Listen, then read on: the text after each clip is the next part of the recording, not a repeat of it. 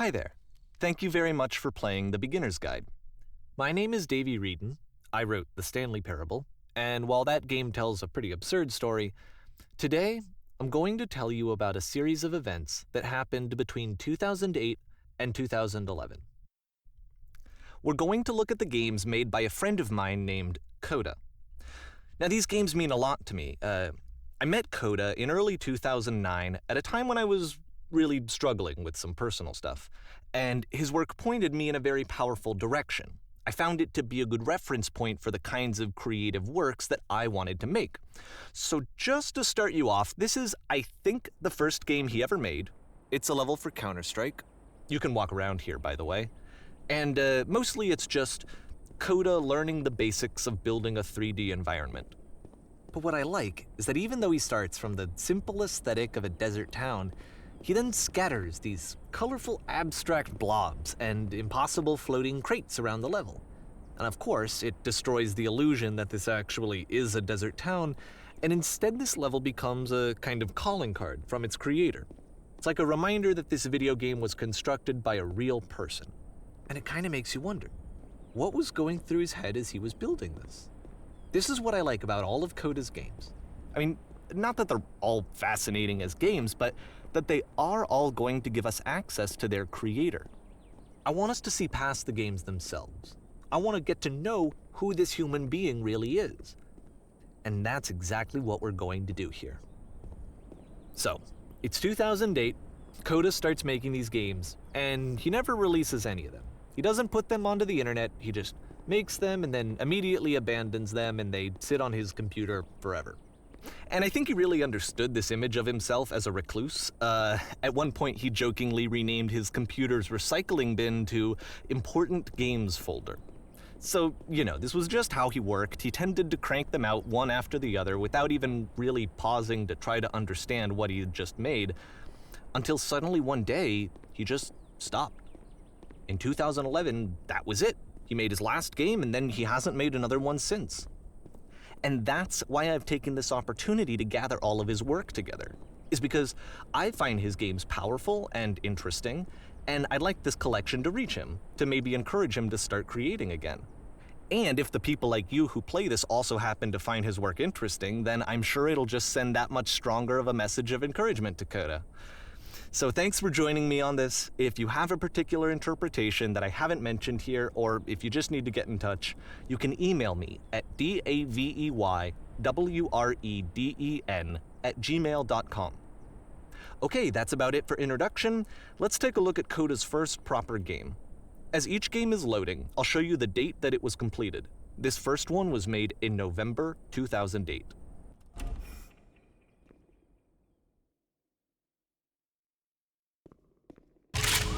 Warning. Whisper machine active. Shift to structure imminent.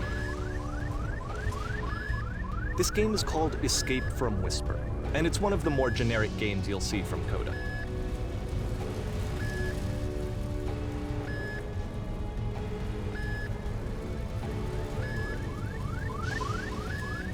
You can click to fire the gun.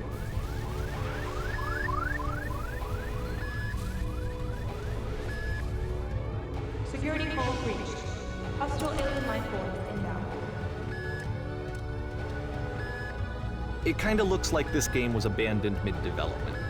For instance, you have this gun, which you'd think would indicate that there are supposed to be monsters or enemies somewhere, but then clearly there are no enemies anywhere.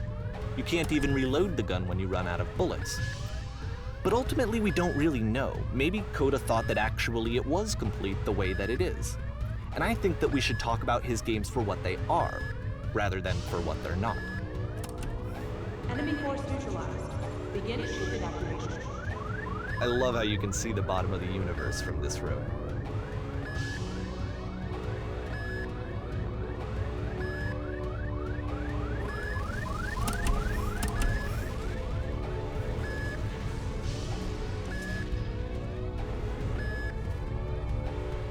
Apparently this space station has a labyrinth on it.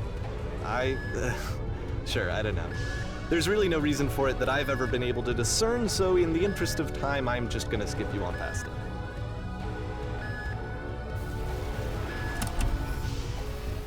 Okay, this is the part that's interesting. The game has this narrative about the whisper machine and how it has to be turned off, and then you get to the engine room. Hey, you there, in the engine room. You could save us all. That beam is powering the whisper machine. We could disrupt it by introducing a great enough heat signature. If your body could stop the beam. It's so much to ask, but for all of our lives, would you do it? Could you give yourself?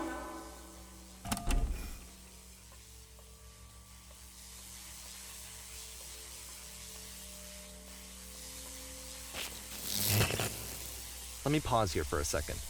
What you just experienced, stepping into the beam and then dying, is probably what Coda had initially intended when he was developing this level. But when he first compiles and plays it, something goes wrong. There's a bug somewhere. And this is what happens instead.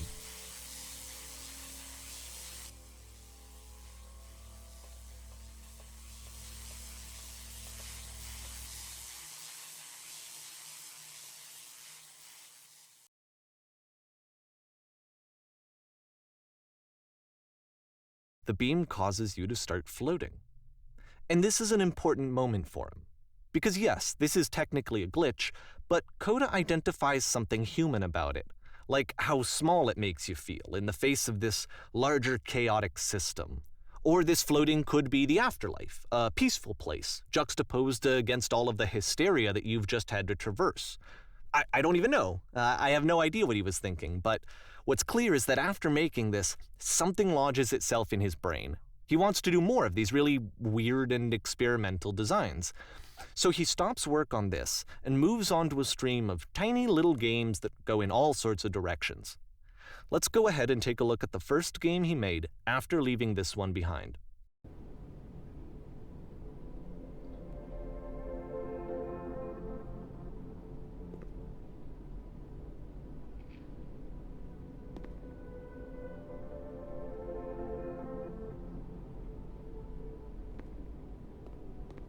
Yup, in this game you can only walk backwards.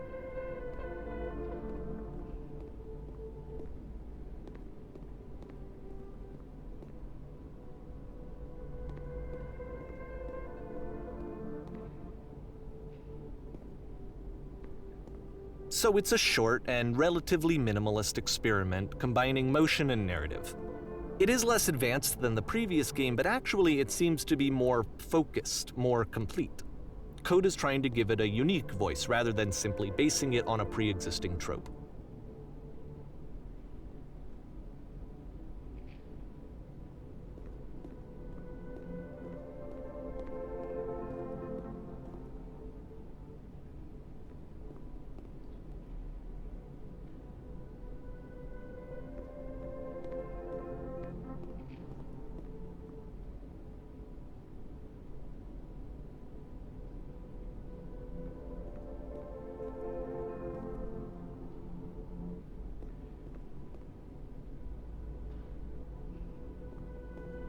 It's a short little thought, it says what it wants to say, and then it ends. Didn't need anything more than that. Which to me is why it works, because it gets out quick. Okay, next one.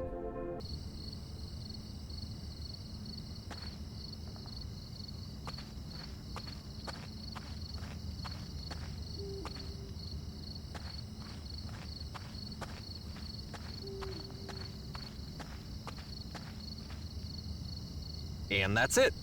Okay, the meaning of this game won't be clear just yet. Please be patient with me for a few more games and I promise you'll see what makes it interesting.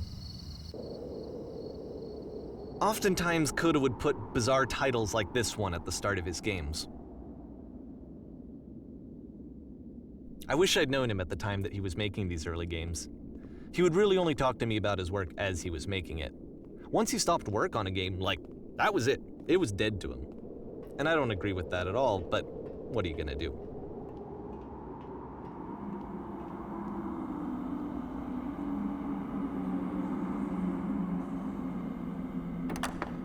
Once you've been slowed to an absolute crawl, the door at the top of the stairs opens. So why, if Coda's not showing these games to anyone, why bother opening the door at all? Well, to show you, I'm modifying the game here so that when you press enter, it'll bring you back up to full speed so you can enter the door for yourself.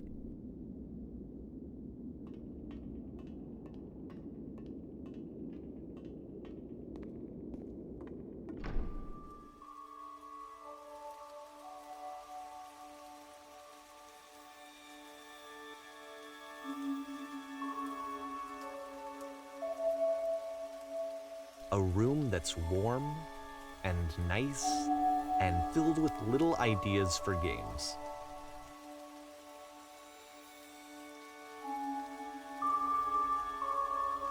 Coda would often tell me that he didn't mind if people thought of him as cold or distant. He said that he knew that he was actually a vibrant and compassionate person, but that it takes time to really see that.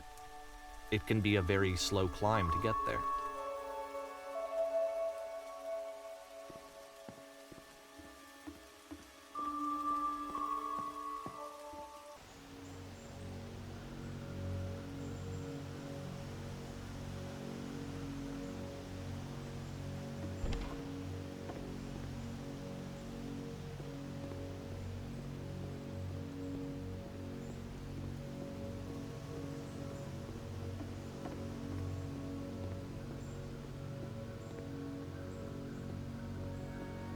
Well, this is new for Coda. It's an actual puzzle. Go ahead and see if you can solve it.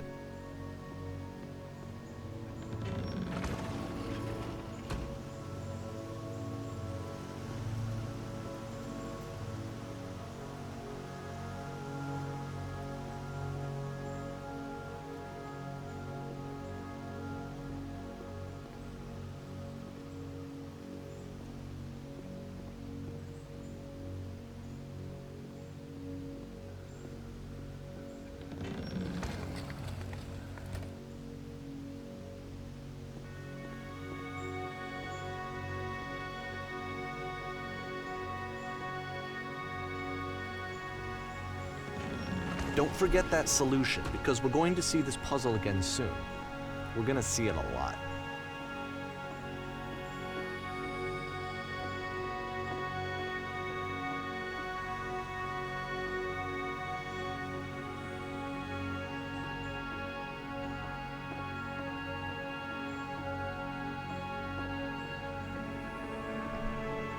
So that seems to be it, right? You walk down a corridor, you solve a puzzle, you get to the end. Simple enough. All right, now I'm going to modify the game again so that when you press enter, it'll remove all of the walls from this room.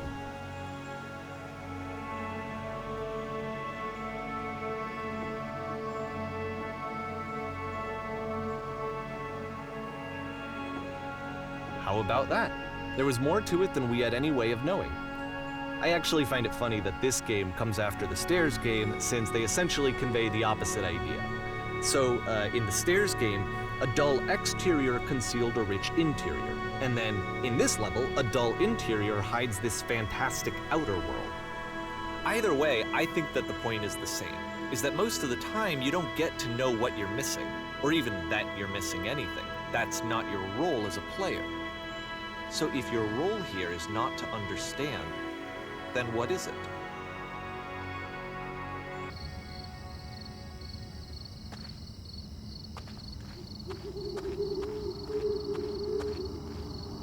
Aha! So, this, combined with the entering game from earlier, tells us that Coda believes his games are connected somehow. It could even be that the Stairs game and the puzzle game are literally connected in between this and the entering game. There's a bigger picture that all of his games are meant to play a role in, some larger meaning that we won't be able to grasp until we've seen all of them. And once we have, we can step back and start to understand what exactly that bigger picture is.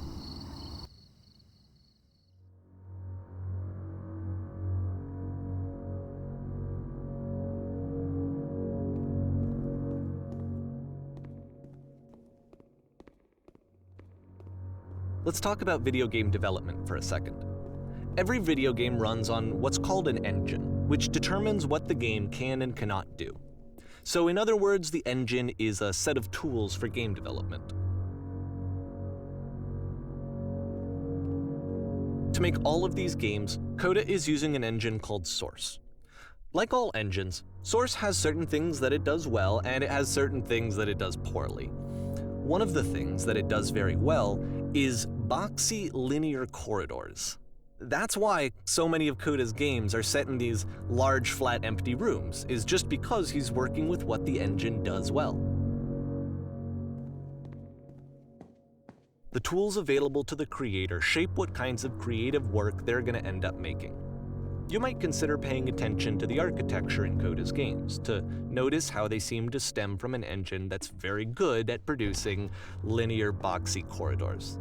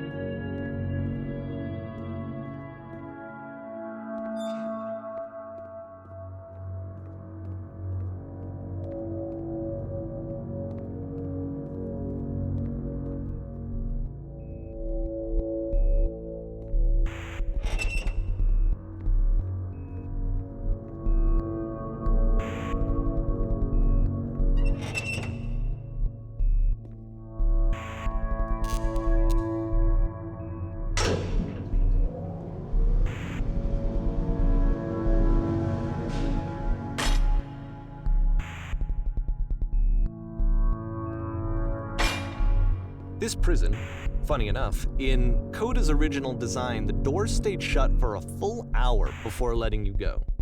If you don't mind, I think we're gonna skip that. This is something that he and I used to argue about a lot. You know, whether a game ought to actually be playable, whether it means anything if no one can get through it. And I would always defend that, all this work goes into the game, why not make it playable and accessible? And so we just got into heated arguments over it, and there was one time that after one of these conversations, he went home, and a day or two later, he sent me a zip file entitled Playable Games that was full of hundreds of individual games, each of which was just an empty box that you walked around in and nothing else. Believe me, I played every single one of those just to find out if there was like a gag hidden somewhere. There wasn't.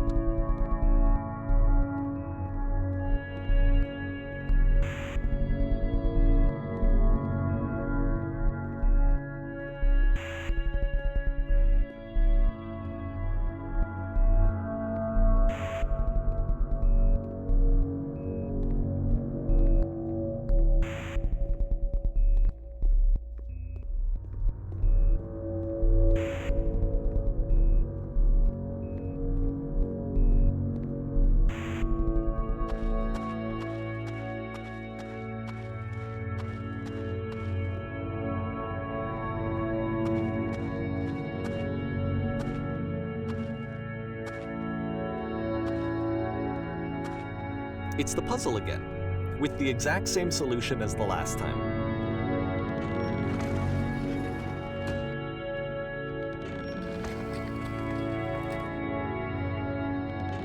There's still no clear indication of what makes this puzzle so special that Coda is going to return to it over and over. But I promise I'll share with you my interpretation very shortly.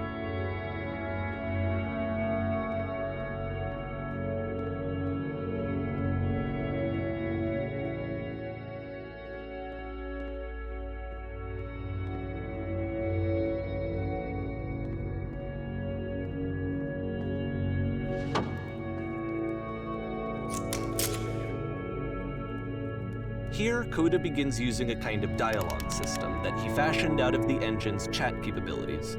Use the 1, 2, 3 buttons on your keyboard to respond.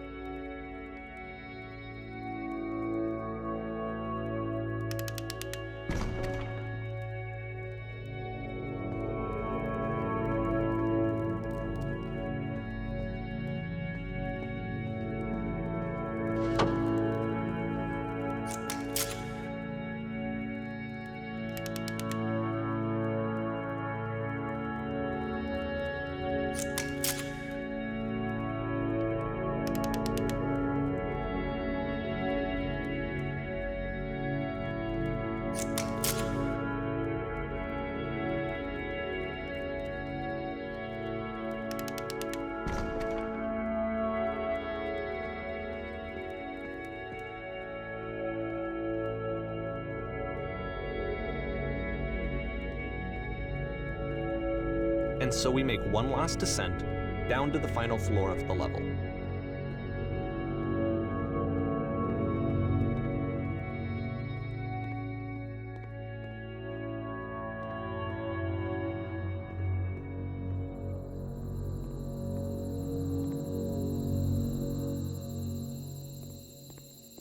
It's a lamppost.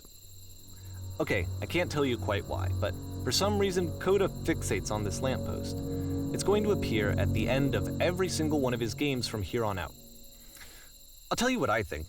I think that up to this point, he's been making really strange and abstract games with no clear purpose, and maybe you can only float around in that headspace for so long. Because now he wants something to hold on to. He wants a reference point. He wants the work to be leading to something. He wants a destination, which is what this lamppost is. It's a destination. We're going to see it in the work as well. His games are just going to become a lot more cohesive, a lot more fully developed, with more of a clear idea behind them. And as we go, that idea will get clearer and clearer and clearer.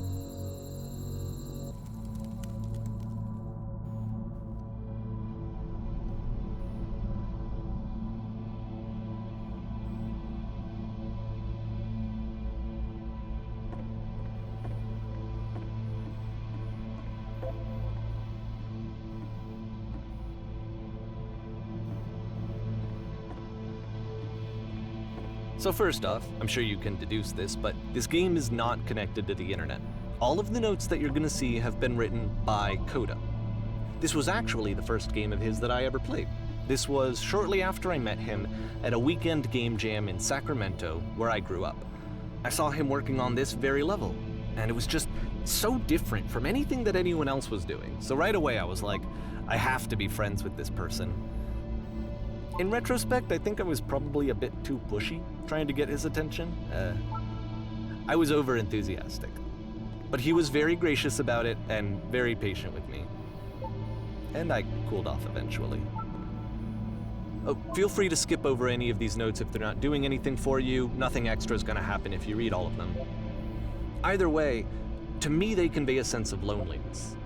I see this person who's filled with thoughts and feelings and beliefs and has no way to express them except as scattered and unheard voices in a game that wasn't meant to be played.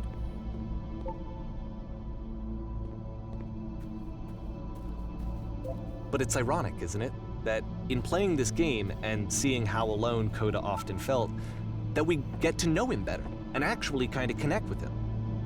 And I have to be honest with you, this idea is really seductive to me, that I could just play someone's game and see the voices in their head and get to know them better and have to do less of the messy in-person socializing. I could just get to know you through your work. I think this is why I always liked Coda's games so much, is because it felt like they let me have that connection. I felt as though he was inviting me personally into his world. And then I feel less lonely too.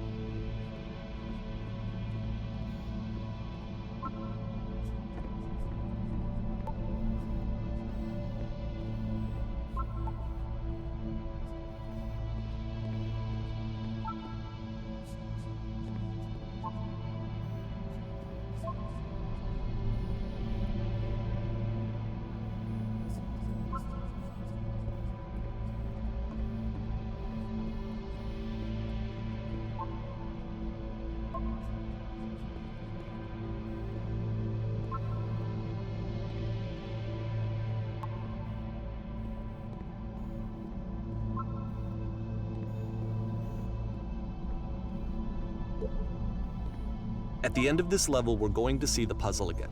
And here, I'll tell you what I think the puzzle means. Each of these games represents an idea that was on Coda's mind at the time that he was making it. And the puzzle is a way of closing the door on a previous chapter of his life before moving on to the next one.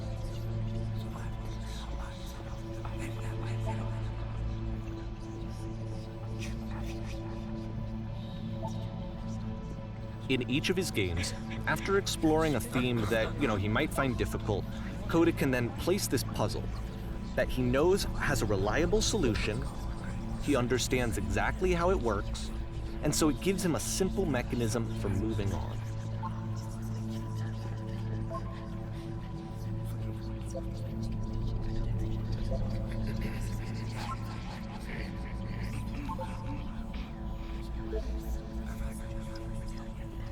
And because there's this dark area between the doors, a space between spaces, before you move on, you get to pause.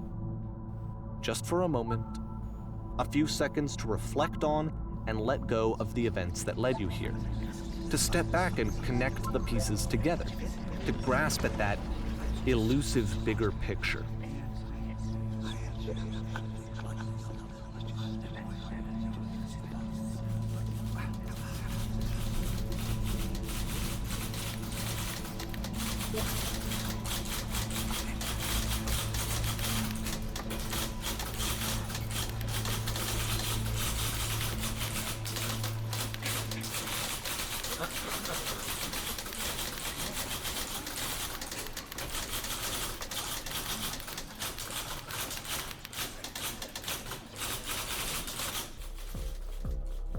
Okay, this one is tough. It's gonna kind of just spin its own wheels for a few minutes. Hang with it.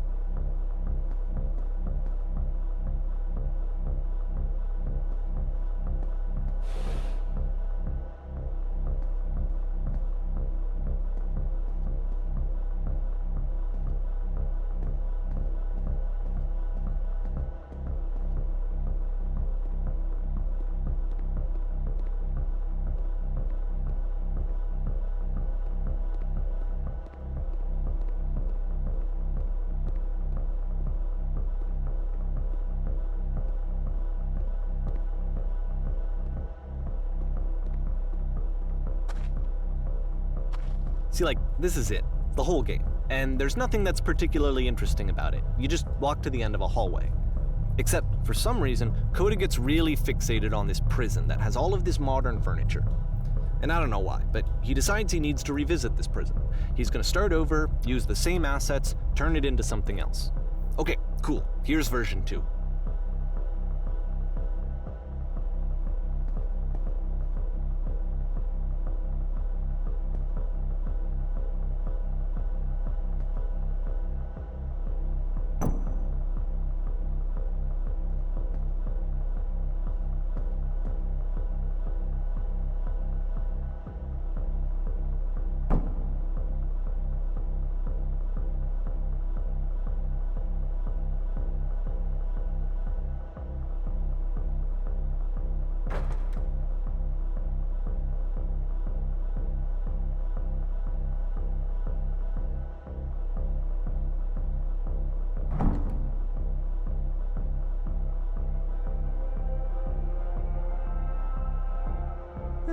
There's a bit more to this one, but still it's not really communicating anything. It's kind of just weird for weirdness' sake.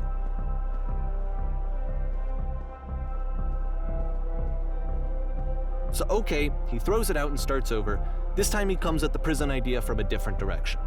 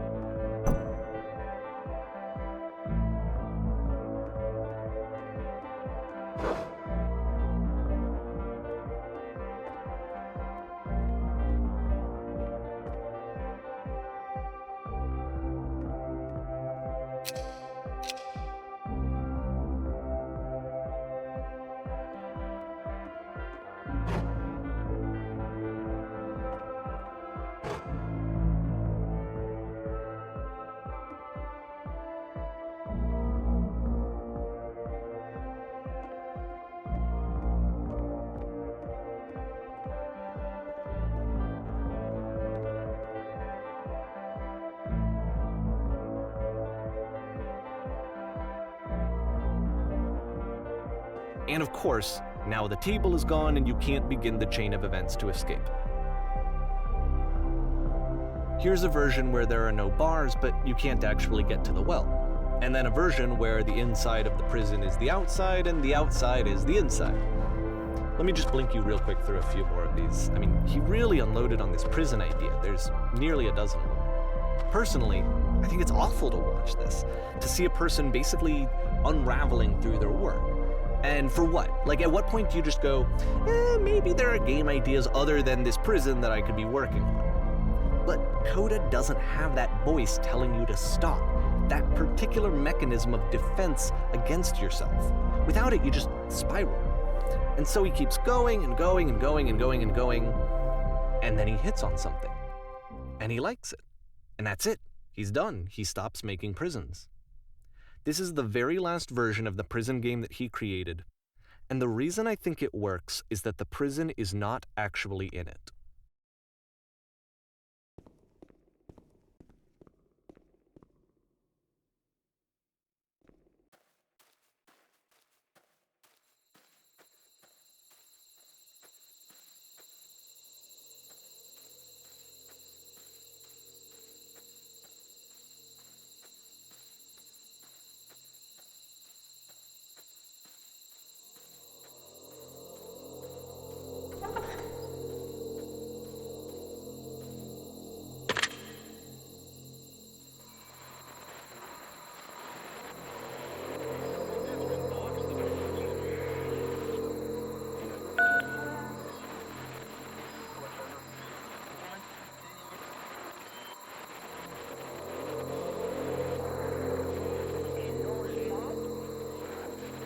It's a conversation.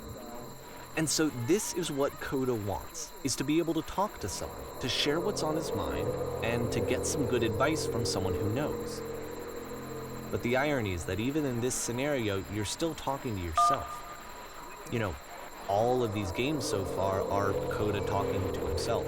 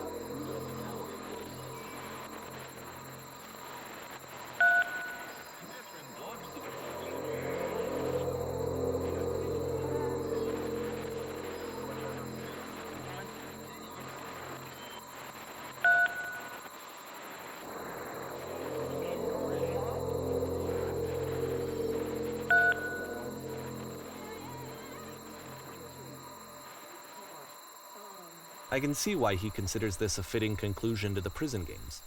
After all of the obsession and frustration, just to be told by someone you can trust that things are going to be okay. Wouldn't that be nice? So what would it look like if Coda wanted to make a game about talking to someone other than himself?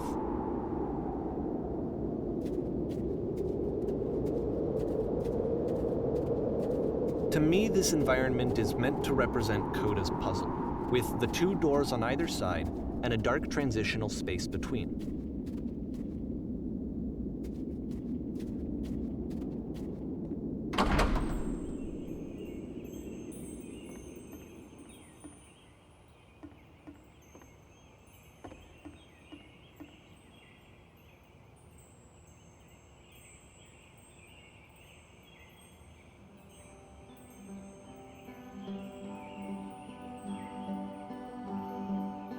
You'll notice that the quality of the art is a step up from previous games, including this new and improved chat system, which he started using from this point on. From here on out, he begins putting much more effort into the visual polish of his work, and this particular game took 2 months to create as a result.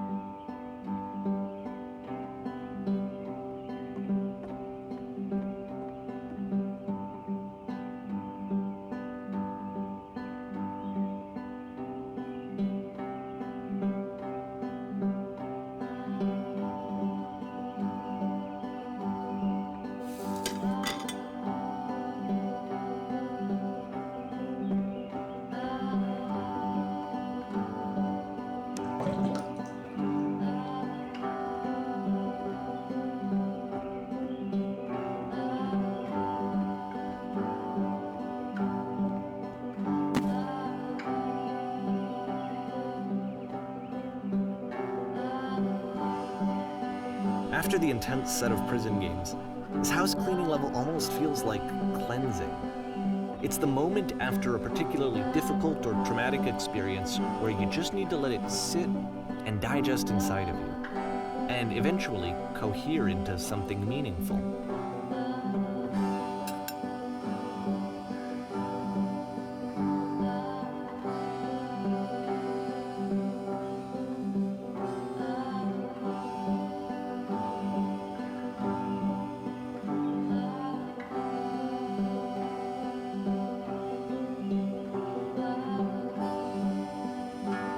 I know that Coda really liked this game. Of all of his work, actually, this was the only one that he called me up to ask me to come over and look at it. This was during a period of a few months where he was like grossly happy all the time, just walked around with a constant smile on his face.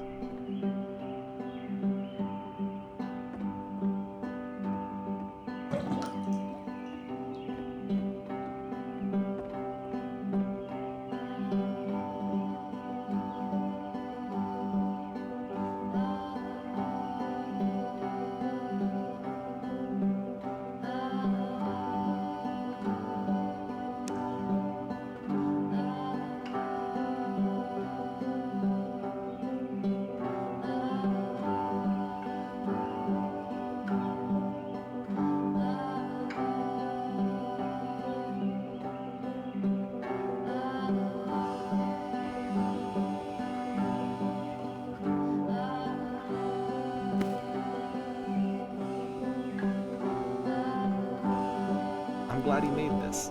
I'm glad he found some peace.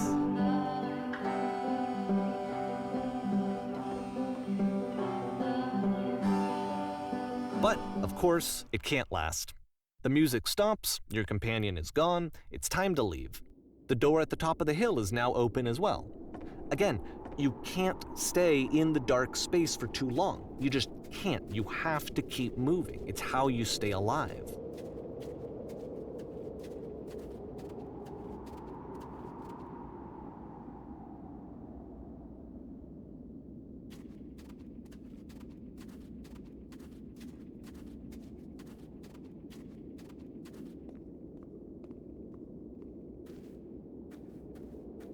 Which is the whole point of the puzzle doors, right? That sooner or later you have to pick up and move. I really thought that was the point of it.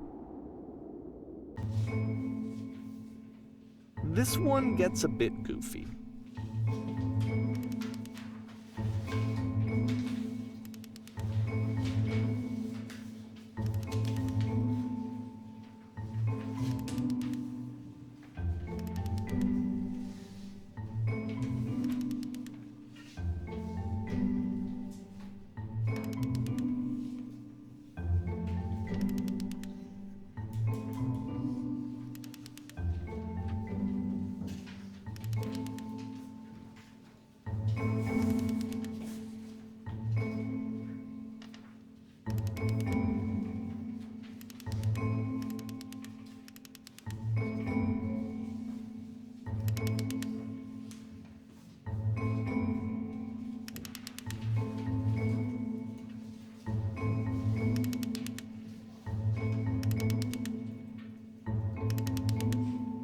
About halfway through the game, the perspective shifts.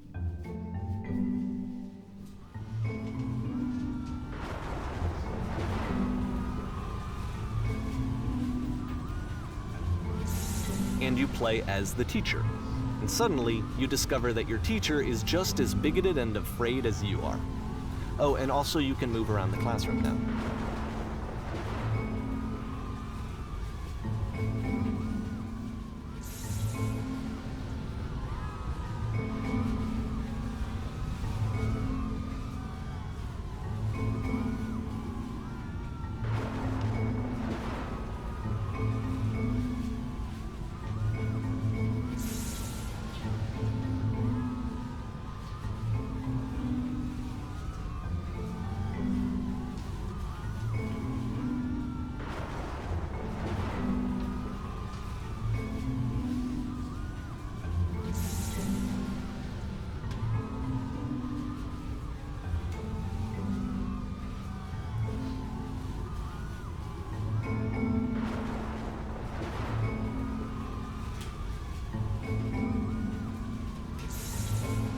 fell pretty hard for this one.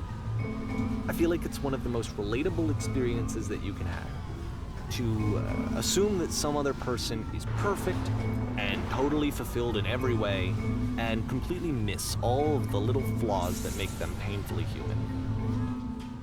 I think about this game a lot these days.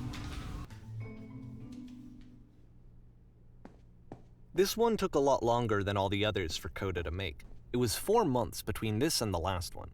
That's twice as long as it took him to make any other game before this, and it's not like it's particularly complex, so I remember I found that a little strange at the time.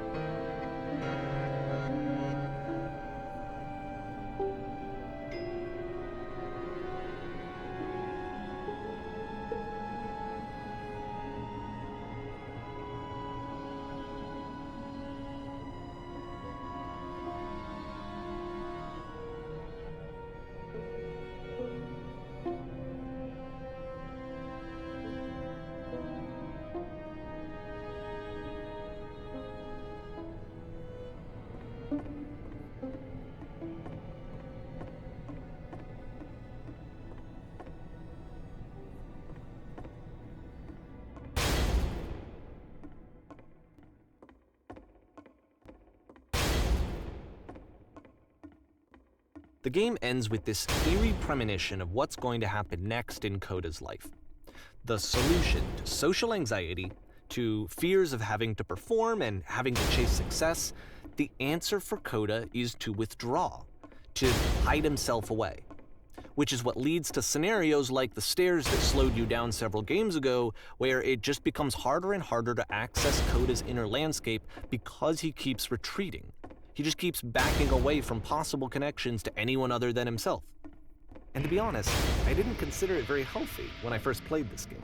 You know, it looked to me like he was trying to justify the idea of just disconnecting yourself from the world. And that wasn't what I wanted for him or for his games. Because I feel like a lot of his games are inviting me to connect with this person, to bring him closer. But what can you do? After this, Coda went off and took another 5 months to make a new game.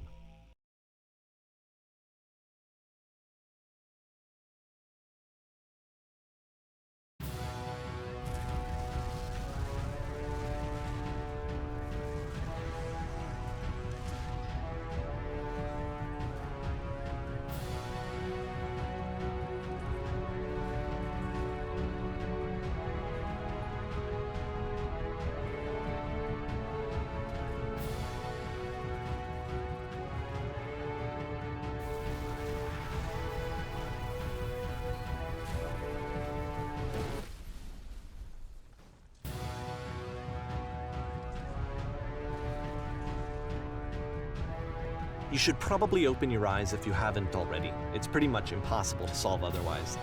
And there is a solution, by the way.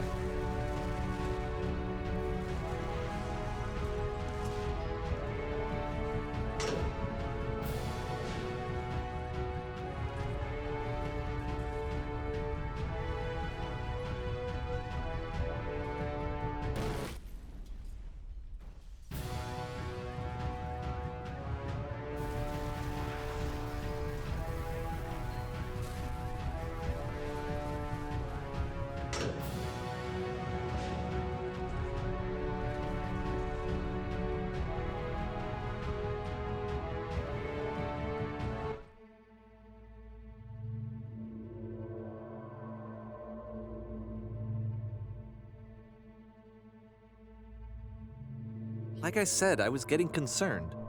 First off, he's never been this explicit in his work about exactly what he's thinking. So where's that coming from?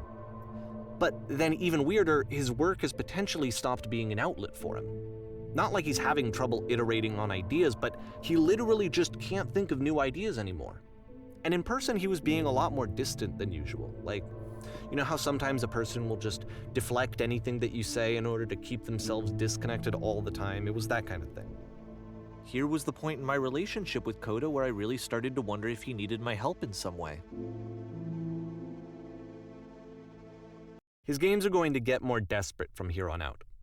After this game, it's almost 6 months before he finishes something new.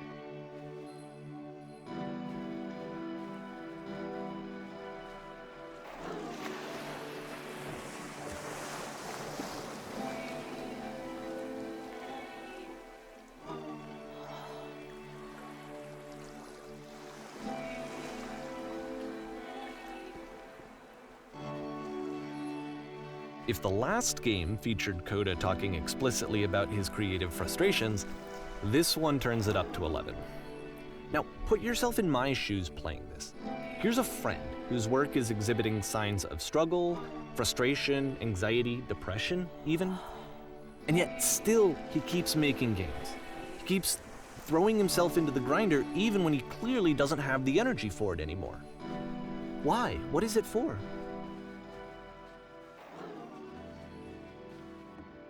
Because from my perspective at the time and just what I knew of him, this was a result of how isolated he was. He was in his own little bubble, just sitting at his computer all day, not really showing these games to anyone, not releasing them onto the internet, and so he didn't have anyone outside of himself to connect with. He had no outlet to ground himself on.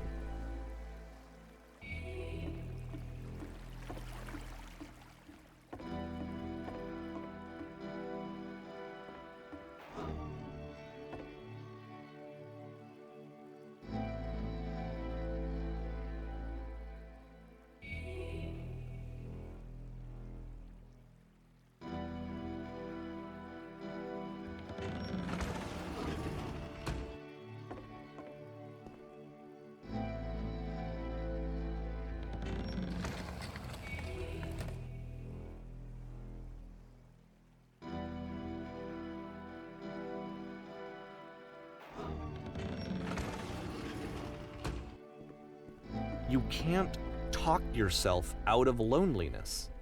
It doesn't work that way. You can't be the one writing both the questions and the answers. Then there's no movement. Then there's no circulation. If all of your anxieties are being channeled into your work, then if the work ever fails, you have no backup and you're just going to crash.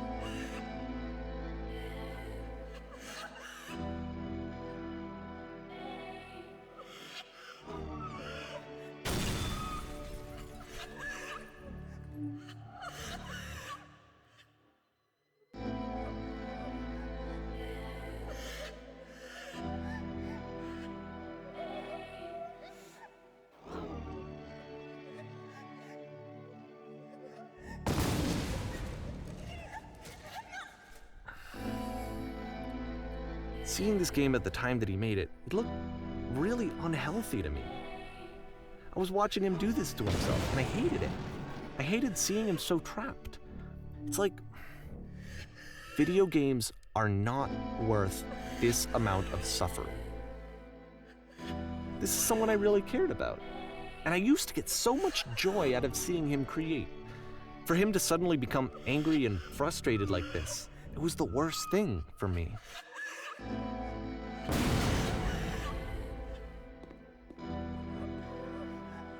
I don't know.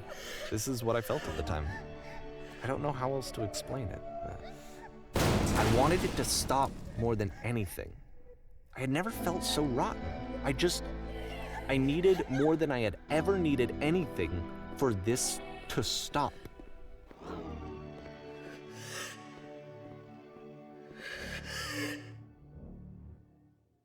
But it didn't stop. After finishing this one, Coda takes another 7 months and comes up with a new game.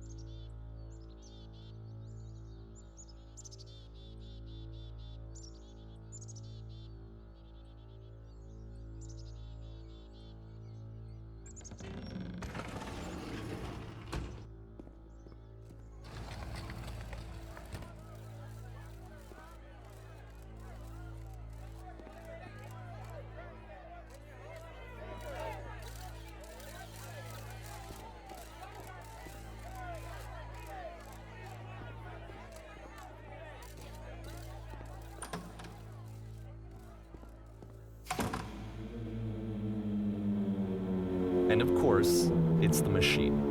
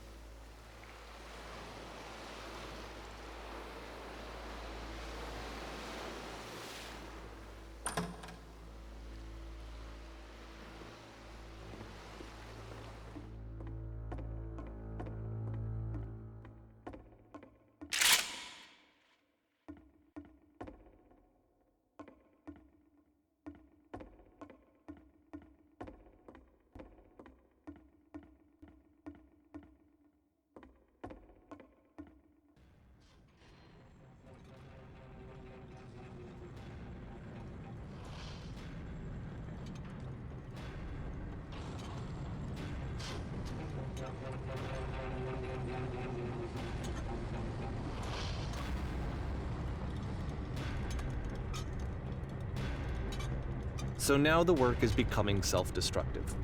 And I'll tell you, at the time that I first played this game, shortly after he made it, here's what I'm thinking to myself. I'm thinking that code is stuck in his own head, and that it's having a very negative effect on him, and that all he needs to do is just start showing his work to people, to get some actual feedback on his games. It might get him out of isolation. And so, as I'm thinking this, I realize that I could be the one to initiate it. Because it would never occur to Coda to start actively soliciting feedback, so what if I did it for him?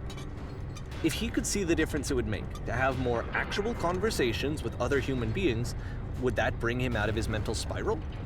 Would it give him confidence in himself? Would it bring meaning back into his work?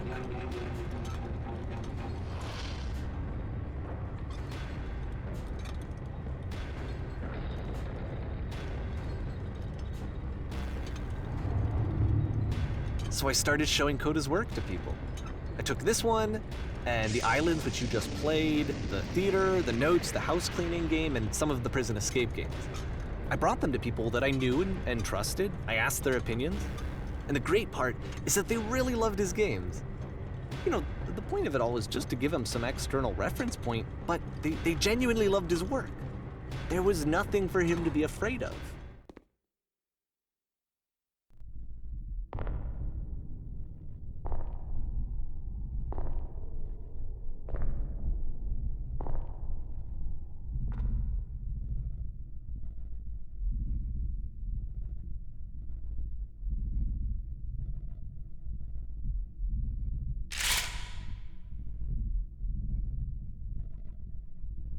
Can you see why I felt like this was the right thing to do? Because it's the thing that I always feel like I need, to be told that my work is good, that I am good. When someone really connects with a thing that I've made, when they see themselves purely in my work, there's nothing that feels better. And I got to give that very same feeling to my friend. I did something, I really felt like I'd done something good, like I was a good person. I felt like there was a friend who was in trouble and was unhappy and maybe didn't like themselves, and I could fix it. If I could give him this gift, maybe I could fix the problem. When they told me how much they enjoyed his games, it was the best feeling. It was the absolute best feeling. It made me feel so happy, so beautifully, beautifully happy.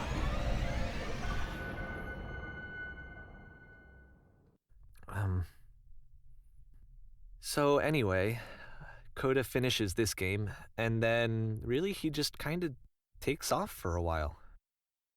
So this is June of 2011, and I didn't hear anything from him for several weeks, I guess.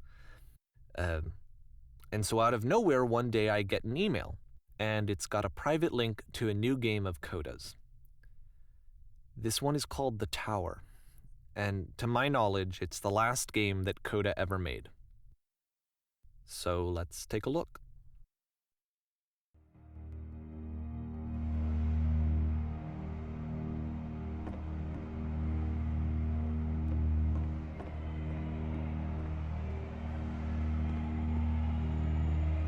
And this is where I have trouble saying anything meaningful about Coda's work. Because more than anything else, the tower just feels distant. It feels like it's trying to distance itself from the world. It's a very cold game.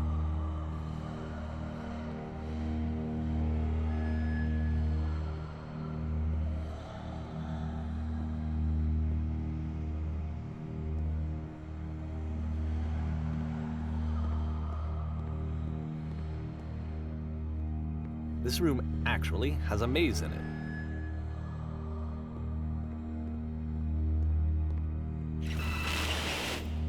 Except that all the walls of the maze are invisible. And then every time you touch one of the walls, there's this awful flashing and noise, so the experience is really miserable. The game goes beyond not being meant to be played, it actually seems to despise the player for trying to play it at all. But I do want to show you the rest of the levels, so when you're ready to continue, press enter and I'll put a bridge over the maze.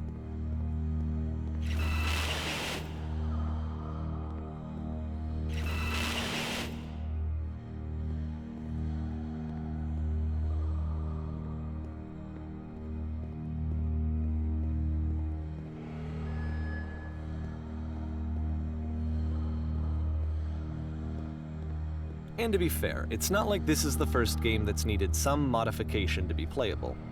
Like the house cleaning game. You know, that one used to actually loop the cleaning chores and you just cleaned a house forever. I had to cut it off so that you could exit the house and the game would actually end. But that game had an idea that it was actually trying to communicate. What's the deeper idea behind the invisible maze?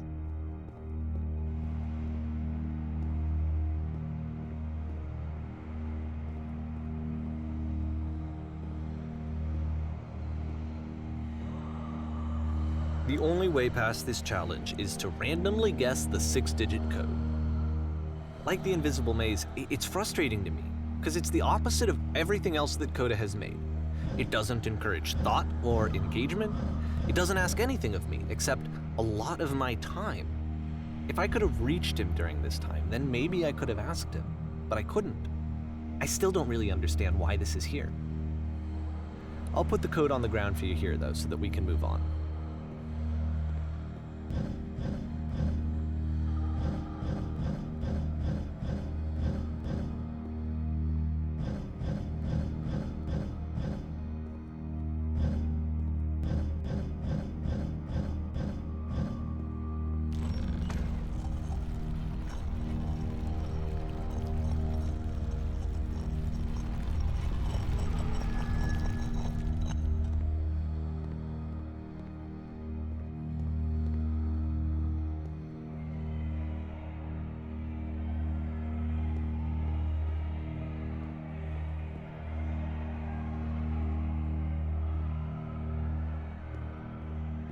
The switch to open this door is actually on the other side of the door, meaning that it's literally impossible to solve from this side. So even if you somehow brute forced your way through the first 2 challenges and you got to this point, there's actually just no way to progress. And it's scary for me, the idea of Coda cutting himself off entirely, just saying, that's it, that's the end of the conversation, not giving me any way to fix the problem.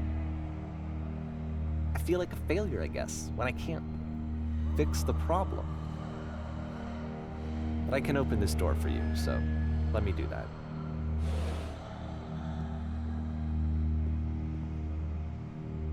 Was I a failure for not understanding this game?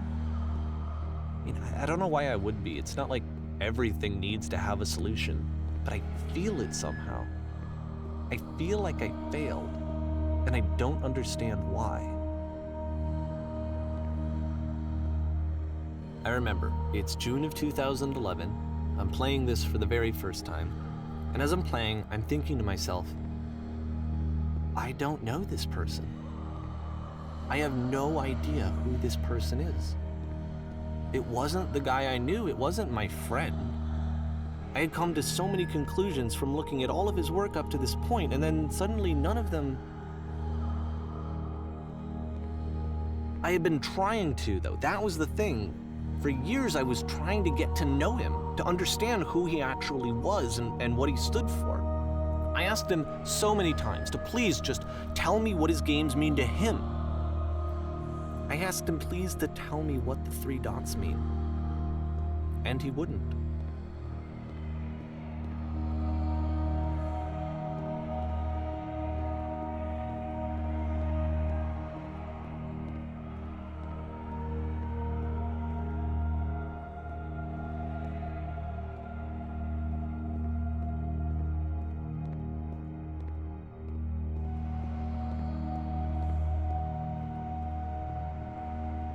I just felt so strongly that if I could have connected with him, that if I could have somehow made his work my own, that I would finally be once and for all happy. It was that I needed to see myself in someone else. I needed to be someone other than me. But he stopped and left, and it felt somehow like I had failed.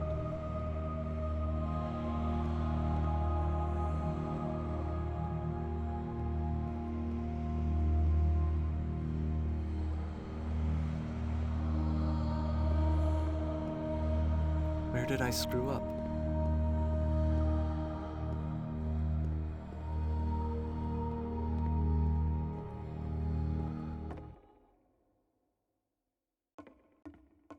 I'm the reason that you stopped making games, aren't I? It's because of what I did. I poisoned it for you.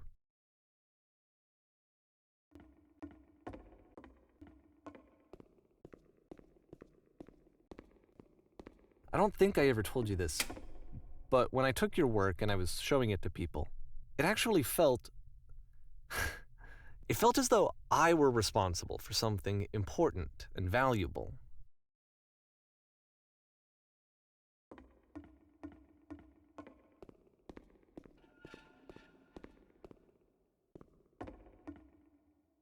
And the people who played them, they treated me like I was important.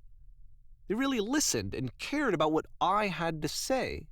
Even though I was showing your work, I felt good about myself. Finally. For a moment, while I had that, I liked myself.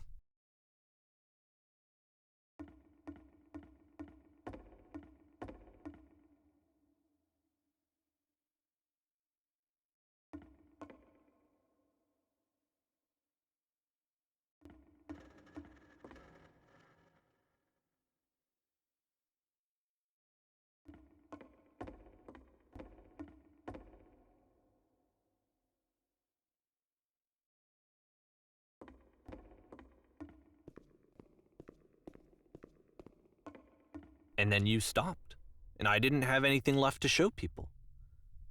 I just had to be with myself. And as soon as that happened, there was no feeling at all. Nothing. Less than nothing. What does that mean?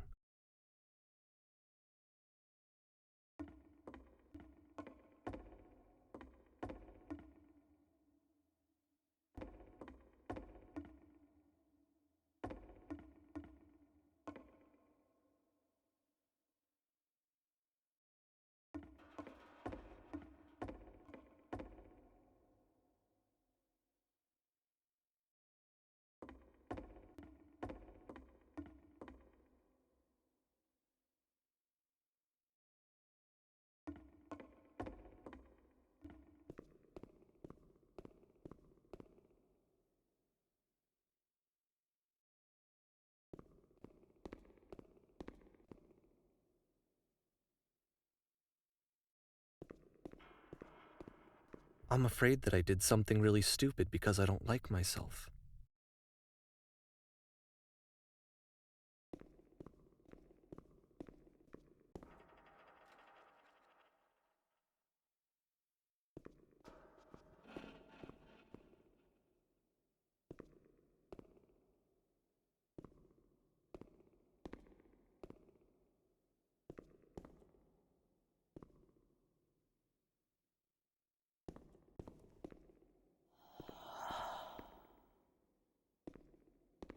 That's why I'm releasing this collection of your work, is because I haven't been able to find any other way to reach you. I've tried everything. And so a part of me has hope that if I put this compilation out into the world, and if I put my name on it, that maybe enough people will play it so that it'll find its way to you, so that I can tell you that I'm sorry. I know I screwed up. If I apologize to you truly and deeply, will you start making games again? Please, I need to feel okay with myself again. And I always felt okay as long as I had your work to see myself in. I mean, is something wrong with me? Because I know that I did an awful thing, and I'm doing it again right now. Like, I'm showing people your work, but I can't stop myself from doing it. That's how badly I need to feel something again, like I'm an addict. There has to be something wrong with me. Can I apologize? What if I tell you I was wrong? Will that work? Will that fix it? I don't know. I don't think it will, but there's nothing else that I can do. Just tell me what you want. I'm sorry. I'm sorry. Please, start making games again. Please help me. Please give me some of whatever it is that makes you complete. I want whatever that wholeness is that you just summoned out of nothing and you put into your work. You were complete in some way that I never was. And I want to know I want to know how to be a good person. I want to know how not to hate myself. Please. I'm fading, and all I want is to know that I'm going to be okay.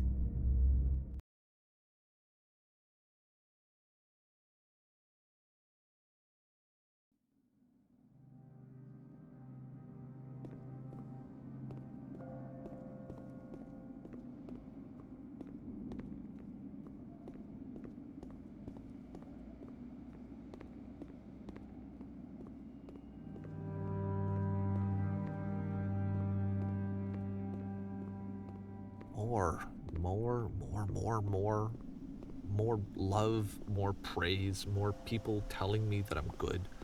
Always more. It's like a disease.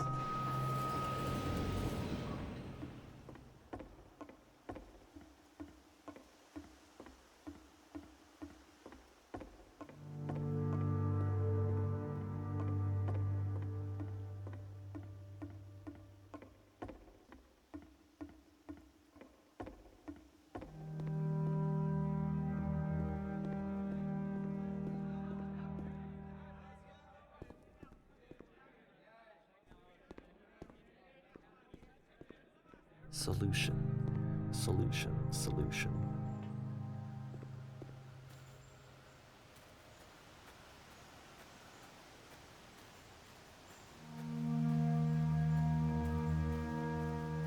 I guess if someone had told me ahead of time that he just really enjoyed making prison games, maybe I wouldn't have thought he was so desperate. I wouldn't have told so many people that he was depressed.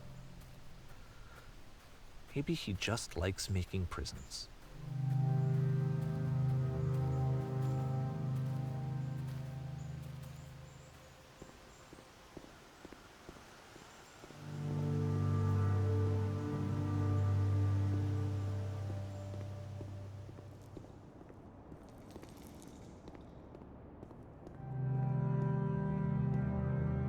Even now, the disease is telling me to stop. Don't show people what a shitty person you are. They'll hate you.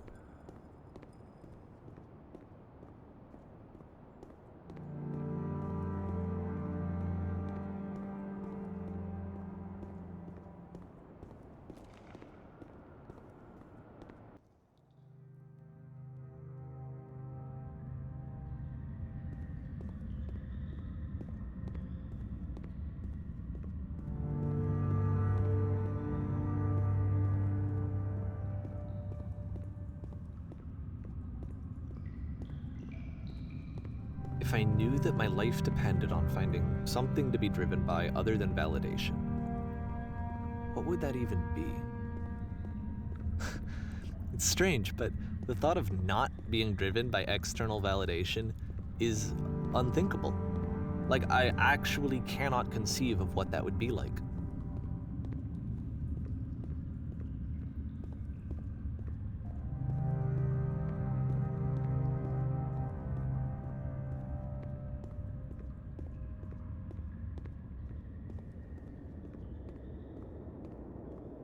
What now?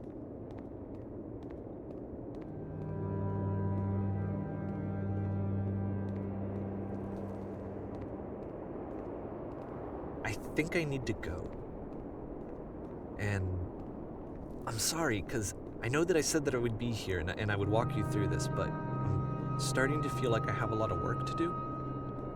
I have a lot that I need to make up for, and so I'm just gonna... Okay.